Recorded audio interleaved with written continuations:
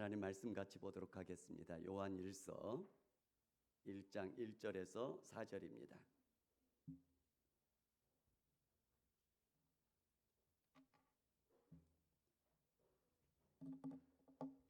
요한일서 1장 1절에서 4절 말씀입니다. 제가 말씀을 읽어드리도록 하겠습니다. 태초부터 있는 생명의 말씀에 관하여는 우리가 들은 바요, 눈으로 본 바요, 자세히 보고 우리의 손으로 만진 바라. 이 생명이 나타내신 바 된지라. 이 영원한 생명을 우리가 보았고 증언하여 너희에게 전하노니 이는 아버지와 함께 계시다가 우리에게 나타내신 바 된 이시니라. 우리가 보고 들은 바를 너희에게도 전함은 너희로 우리와 사귐이 있게 하려 함이니 우리의 사귐은 아버지와 그의 아들 예수 그리스도와 더불어 누림이라. 우리가 이것을 쓰면 우리의 기쁨이 충만하게 하려 함이라. 아멘. 암송 구절 같이 보도록 하겠습니다. 시편 22편 27절 말씀입니다. 같이 암송합니다. 시작. 땅의 모든 끝이 여호와를 기억하고 돌아오며 모든 나라의 모든 족속이 주의 앞에 예배하리니. 아멘. 다시 한번 시편 22편 27절 시작. 땅의 모든 끝이 여호와를 기억하고 돌아오며 모든 나라의 모든 족속이 주의 앞에 예배하리니. 아멘. 말씀 묵상하면서 말씀의 은혜들이 충만하게 임할 수 있기를 바랍니다. 먼저 기도하겠습니다. 하나님, 오늘도 살아계신 하나님, 능력이 많으신 그 하나님 앞에 또 그 하나님의 말씀 앞에 머리를 숙입니다. 우리에게 필요한 말씀 들려주시고 그 말씀이 주의 음성으로 들려지게 하시고 그 말씀 붙들 때마다 말씀 속에 있는 놀라운 능력과 생명이 충만하게 체험되어질 수 있도록 은혜 베풀어 주시옵소서. 예수님 이름으로 기도드립니다. 아멘.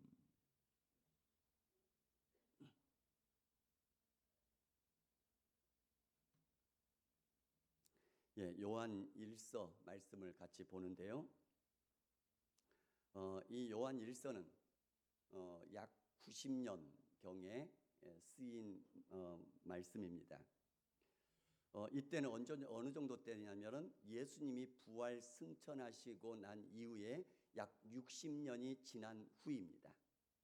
자, 이때는 언제냐면 또 예수님의 제자들, 예수님의 사도들이 다 순교당하거나 나이가 들어서 죽고 난 이후입니다.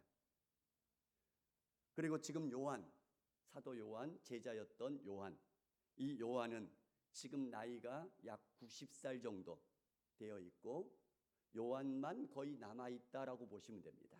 그러니까 복음을, 예수님을 직접 만났던 1세대들 중에서는 다 지금 떠나갔고 지금 요한만 남아있는 지금 시기, 이렇게 보시면 될 것입니다.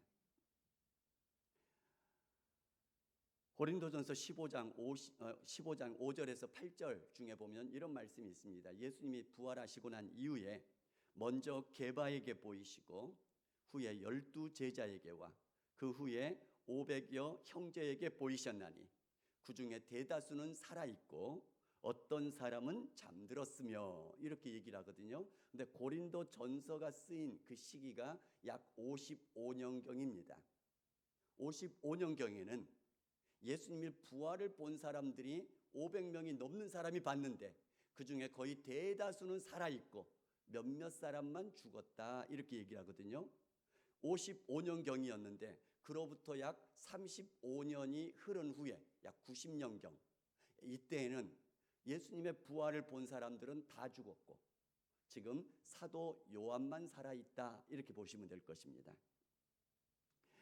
자, 그러니까 처음 목격했던 1세대들, 부활을 목격했던 증인 1세대들, 이들의 마음은 누구보다 뜨거웠습니다. 왜냐하면 지금까지 한 번도 본 적이 없는 죽은 자가 하나님께서 살리셔서 살아난 그 부활의 실제를 보았거든요. 그리고 그분이 바로 누구냐면 하나님이시래요. 그분이 바로 우리의 구세주, 바로 메시아다라고 얘기를 합니다. 그러니 그 예수님이 부활하신 예수님을 직접 만났던 이 1세대들은 복음에 대해서 뜨거웠습니다. 그리고 타협하지 않습니다. 왜냐하면 내가 직접 봤거든요. 누가 뭐래도 내가 직접 경험했거든요. 타협하지 않습니다. 순수한 복음을 굳게 붙들고 살아갔던 사람들, 심지어는 그 많은 박해와 그 많은 핍박과 어려움 속에서도 전혀 흔들리지 않는 그 믿음을 가졌음은 본인들이 직접 경험한 것이 있거든요. 그래서 뜨거웠습니다. 자, 그런데 그 1세대들이 다 죽고 지나가고 이제 그들의 자녀 세대들인 2세대들이 교회에 주축이 되어 있습니다. 그 뜨거웠고 순수했던 교회의 복음이 식어가고 있습니다. 그리고 굳어지고 있습니다. 그리고 조금씩 왜곡되며 변질되고 있습니다.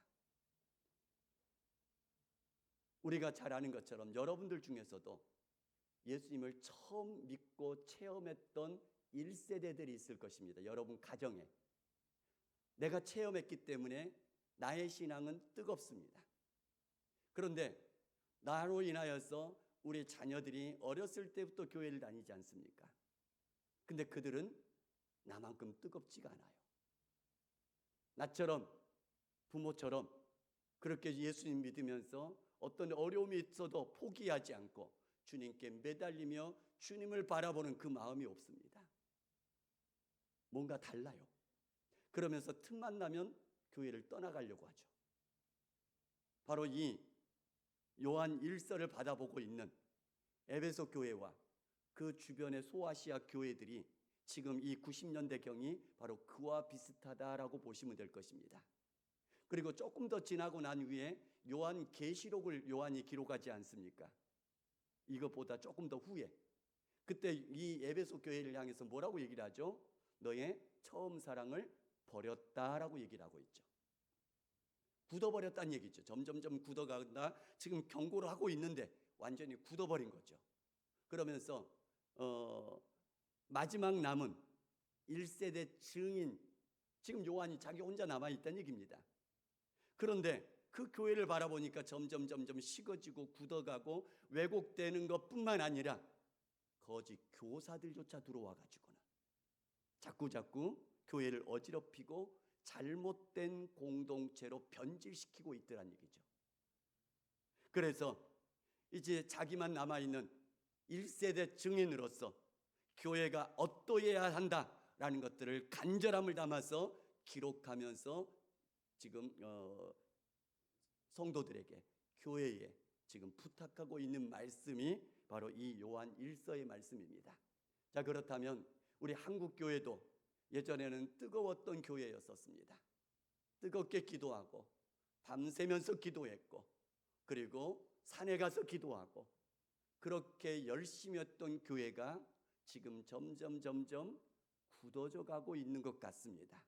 그러면 지금 에베소 교회와 거의 1세기가 다 되어지는 2세기가 다 되어지는 이 에베소 교회와 그 일대 교회를 향해서 요한이 요한 1서의 말씀에서 그 교회들에게 주시는 그 말씀이 어쩌면 우리들에게도 꼭 필요한 말씀일 것이다라는 것입니다. 그런 말씀을 우리가 교회가 어떤 모습으로 서여져 가야 될지 말씀을 통해서 하나하나 살펴보도록 하겠습니다.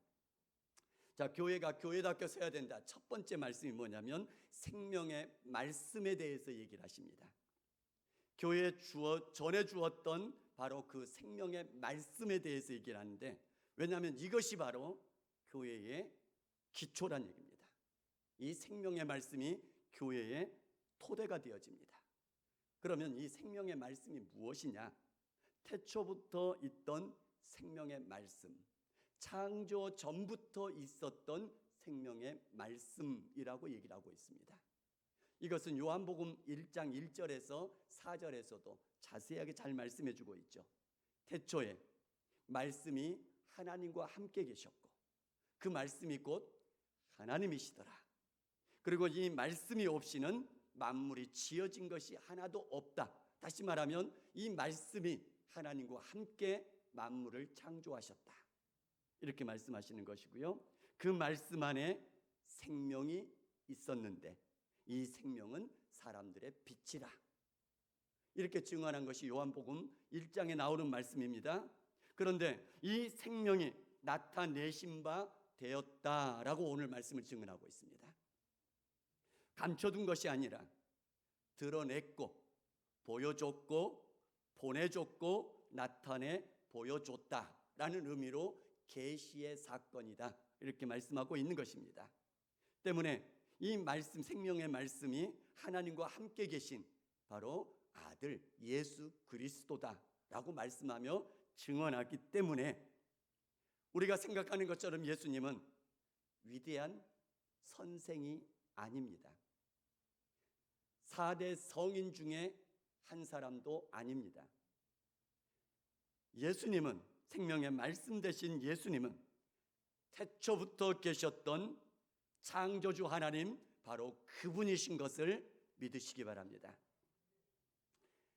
이 생명의 말씀은 창조주 하나님이면서 동시에 하나님의 아들 예수 그리스도시다라는 것들을 오늘 증언하고 있습니다. 그 외아들 예수 그리스도를 보내주셨다. 단순한 가르침이 아니고요, 이 땅에 직접 창조주 아들을 보내셨고 그 하나님이신 그분이 이 땅에 오셨다라는 것들을 말씀해 주고 있습니다. 그러면서 이 생명의 말씀에서 생명과 말씀을 분리하지 않습니다. 그렇기 때문에 말씀은 그냥 가르침이 아니란 얘기입니다. 바로 인격 그 자체라는 것이죠. 자, 그렇다면 이 생명의 말씀은 우리에게 생명을 주시는 말씀이다, 이렇게 생각할 수도 있고요. 또 하나는 바로 생명 자체이신 예수 그리스도다, 이렇게 볼 수도, 두 가지를 다 같이 볼 수 있습니다. 다시 말씀드립니다. 생명의 말씀은 첫 번째는 우리에게 생명을 주시는 말씀, 두 번째는 생명 자체이신 예수 그리스도, 이렇게 볼 수가 있습니다. 자, 그런데 이 생명이 우리에게 나타내신 바 되었다라고 말씀합니다. 우리 사람들은 존재하지 않고 있다가 새롭게 태어난 것이죠. 없었다가 생겨진 것이죠. 그런데 예수님은 그렇게 태어난 것이 아니란 얘기입니다. 인간의 탄생과는 다르다는 얘기죠. 창세 전부터 계셨던 분이, 그런데 사람들의 눈에는 보이지 않았던 그분이 지금 인간의 모습으로 나타내 보여주셨다라는 것입니다. 하나님의 아들 예수님은 이 땅에 태어나셨습니다만, 인간이 되어 이 땅에 오셨습니다만, 하나님 바로 그분이시다라는 것들을 말씀해 주고 계십니다. 그 말은 예수님이 성육신 하셨다, 육신을 입고 태어나셨다라는 얘기입니다. 실제로 육신을 입고, 다시 말하면 실제로 인간이 되어 태어나셨다라고 말씀하십니다. 이것은 가연설이 아닙니다. 가상으로 보여지는 것들이 아니란 얘기죠. 환영처럼 보여지는 것도 아닙니다. 또 그 당시 많은 이단들이 주장했던 영지주의, 어떤 지식의 일부도 아니란 얘기입니다. 진짜 사람으로 이 땅에 오셨습니다. 역사적이며 사실이며 실제하셨던 바로 그분이시다라고 말씀하고 있습니다. 왜 그렇게 하냐면 우리 죄를 속량하시기 위해서, 우리 인간들의 대표가 되기 위해서 그렇게 오셨다라고 말씀하고 계시는 것입니다. 무슨 얘기냐면 이런 얘기입니다. 여러분들은 아이들 키울 때 초등학교 조그만 아이들 학교에서 운동회를 하지 않습니까? 그럼 부모님들이 운동회 참관을 합니다. 참관했더니 우리 아이가 자꾸 져요. 너무 화가 나잖아요. 너무 속상하잖아요. 그렇다고 해서 그 부모가 너 나와, 내가 들어가서 할게 하고 다 물리치고 1등 해버렸습니다. 어떻게 될까요? 망신만 당하죠. 1등 상을 주는 게 아니라 우세만 당한다는 얘기입니다. 무슨 얘기냐면 우리 인간들의 모든 죄악들을 해결하는데 인간이 아닌 하나님이 우리 대표로 나설 수는 없다는 얘기입니다. 대표가 될 자격이 아닌 거죠. 우리 사람들이 대표가 되어야 된다는 거죠. 그래서 하나님께서는 바로 우리 사람을 입으시고 인간을 입으시고 사람이 되셔서 인간의 대표가 되기 위해서 이 땅에 오셔서 우리의 모든 죄악들을 대신 짊어지시고 대속 죽음을 죽어주신 것을 믿으시기 바랍니다. 그래서 로마서에서는 예수님을 일컬어서 둘째 아담이라고 얘기를 합니다. 첫째 아담은 아담으로서 실패했고요. 둘째 아담은 예수님으로서 승리하신 하나님으로 우리 모두에게 그 승리를 주신 그 주님으로 이 땅에 오신 것을 믿으시기 바랍니다. 자, 그런데 이 생명의 말씀에 관하여 우리가 들은 바요, 눈으로 본 바요, 자세히 보고 우리 손으로 만진 바라 이렇게 증언하고 있습니다. 들은 바 무슨 얘기냐면 전승을 통해서 역사적인 그 언약을 통해서 끊임없이 들어왔다는 얘기입니다. 들었던 바로 그 메시아 생명의 말씀에 관한 바로 그분이 계획대로 오셨다라는 얘기가 되는 것이고요. 근데 그분을 눈으로 보았다라고 얘기를 하고 있습니다. 역사적인 확신할 사실로 우리가 보았다. 사도 요한은 보았지 않습니까? 그걸 증언하고 있는 것입니다. 여러분들 한번 보시기 바랍니다. 충무공 이순신 장군의 거북선이 왜군을 물리쳤다라는 것을 믿으십니까? 나는 못 믿어 하신 사람 손 한번 들어보셔요. 거북선이 실제 정말 있었을까? 나는 못 믿겠다 하는 사람. 그러면 또 다시 질문합니다. 충무공 이순신이 만들었던 거북선을 직접 보신 분? 직접 보신 분? 한 분도 보신 분이 없네요. 근데 어떻게 믿으시나요? 안 봤는데. 우리나라 사람들 중에 본 사람 한 사람도 없습니다. 왜냐하면 그때 당시에 이 거북선은 없거든요. 실제가 없습니다. 지금 본 사람도 없고 만져본 사람도 없습니다. 그런데 모두가 한 사람, 우리나라 대한민국 사람이라면 어느 누구도 의심 없이 다 믿는 이유가 뭐죠? 바로 그때 직접 봤던 사람들이 기록해 놓은 그 역사적인 기록을 보고 믿고 있지 않습니까? 바로 성경에서도 예수님의 부활을 본 사람이 500명이 넘는 사람들이 실제 있었다, 우리가 증인이다 라고 얘기를 하면서 기록해 놨거든요. 거북선을 믿는다면, 기록을 보고 거북선을 믿는다면 기록을 보고 예수님의 부활도 믿어야 되지 않겠습니까? 이것이 일관적인 것이 아니겠습니까? 왜 어느 것은 믿고 왜 어느 것은 못 믿겠다라고 얘기를 합니까? 왜 어느 것은 보지도 않고 믿으면서 어느 것들은 내가 보여줘야지 믿겠다라고 이렇게 얘기합니까? 사도 요한은 내가 보았다, 내가 확실히 봤다, 역사의 실제 속에서 봤다라고 증언하고 있습니다. 또 자세히 보고, 이 말은 자세히 관찰하여서 확인했다라고 얘기를 하고 있고요. 우리의 손으로 만진 바라.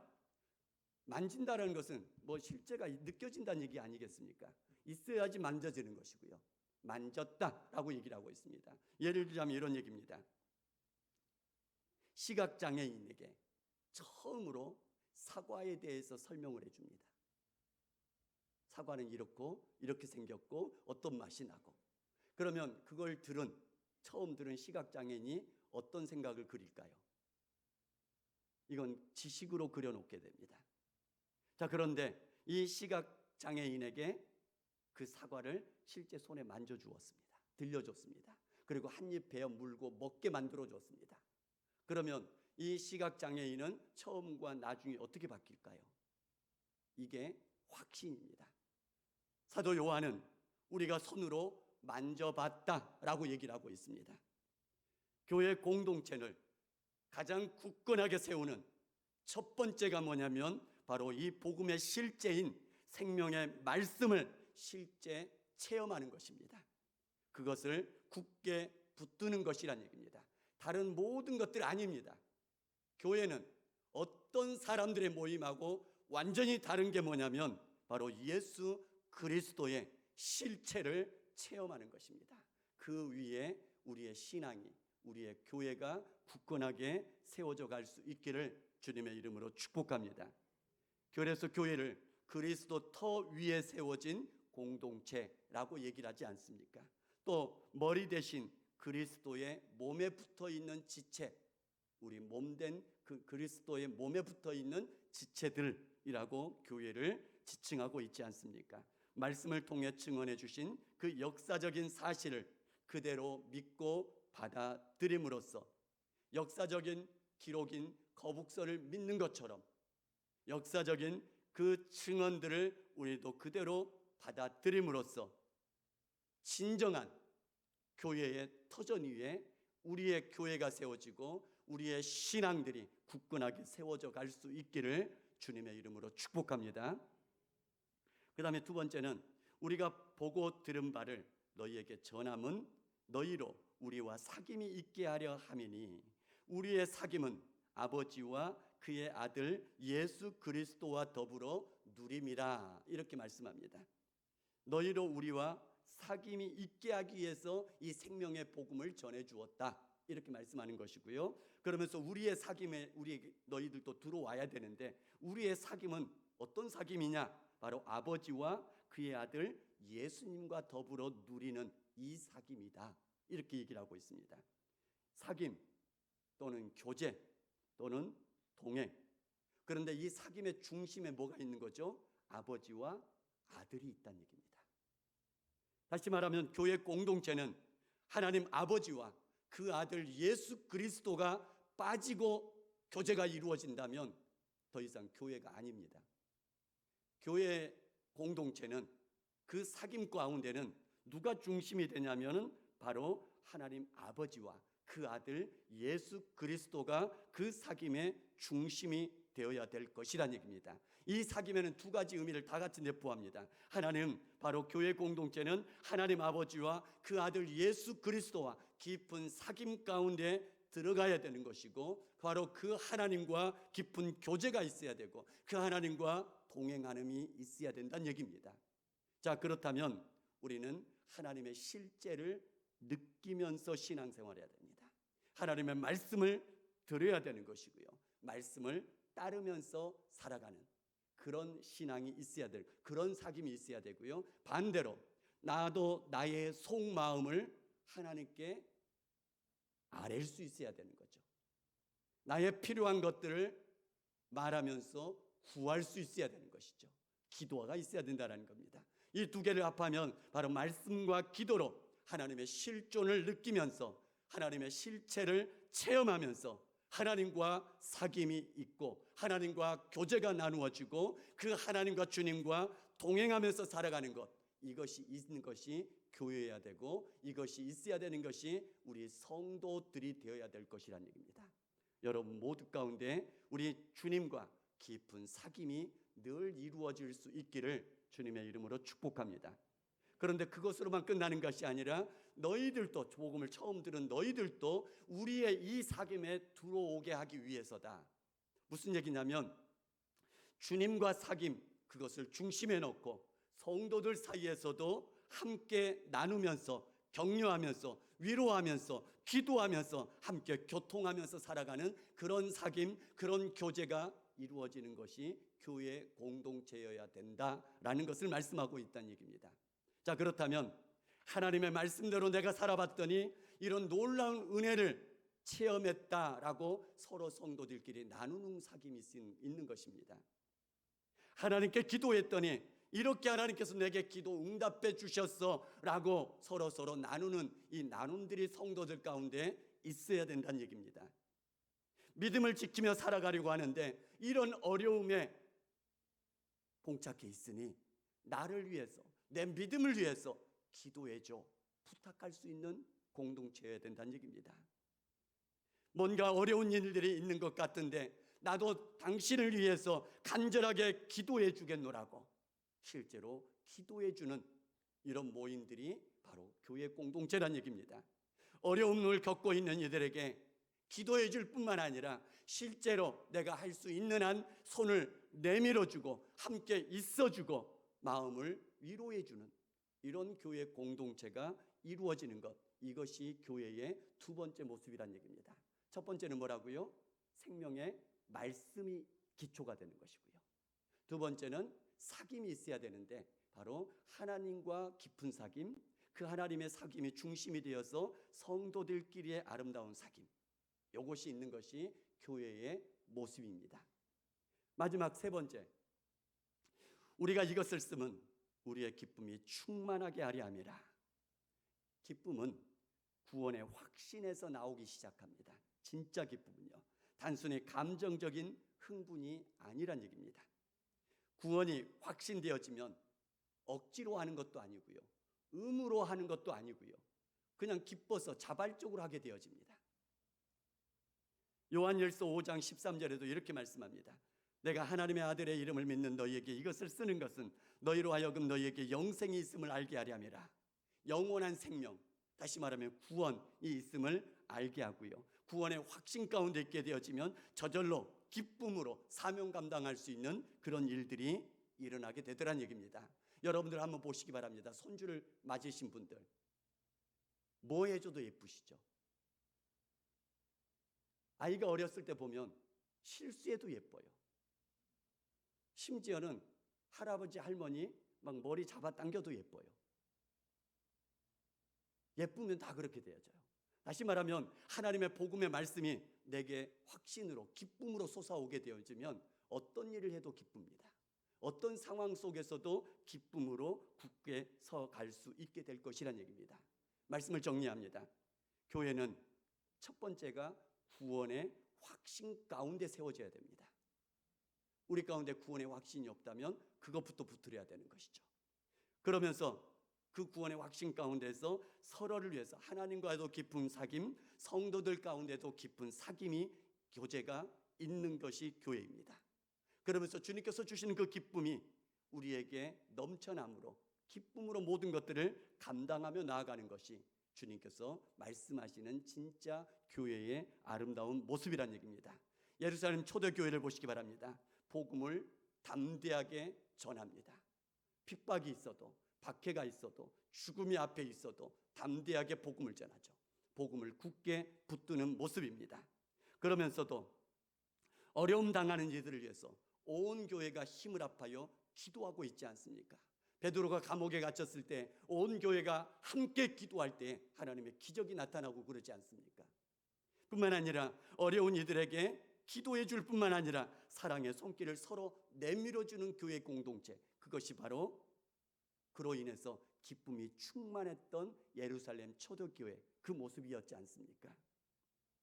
우리 모두가 다 이런 성경에서 말씀하시는 이런 교회 공동체의 모습을 우리의 목표로 삼고 올 한 해 동안 아름답게 이루어 나아갈 수 있는, 그래서 구원의 확신을 향해서 나아가고 예수님과 함께 깊은 사귐 가운데 성도들 가운데서도 함께 깊은 사귐이 있고, 그러면서 주님께서 주시는 기쁨이, 감격이, 평강이 차고 넘치는 그런 교회 공동체 함께 만들어갈 수 있기를 주님의 이름으로 축복합니다. 이런 놀라운 은혜가 있는 교회가 세워지고 점점 좋아지면 이 소문 듣고 이 생명의 소식 듣고 많은 사람들이 찾아오지 않겠습니까? 같이 찬양하며 기도